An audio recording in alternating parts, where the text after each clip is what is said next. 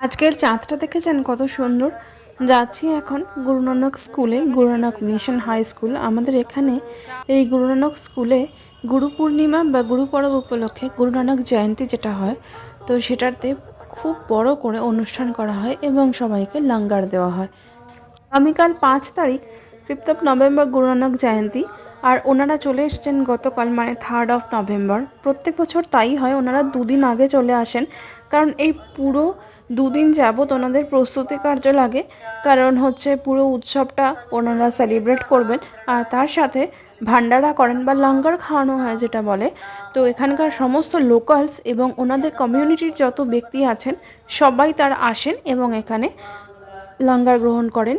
আর তার সাথে অবশ্যই গুরু নানক জয়ন্তীও সেলিব্রেট হয়। তারপরে তো প্রসেশন আছেই। সকাল থেকে এখানে শুরু হয় অখণ্ড পাঠ, মোটামুটি 24 ঘন্টা ব্যাপী এই অখণ্ড পাঠটি চলে।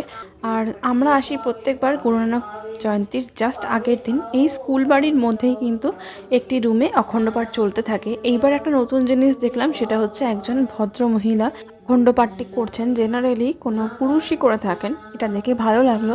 আমরা এখানে নমস্কার করে এখান থেকে প্রসাদ নিলাম।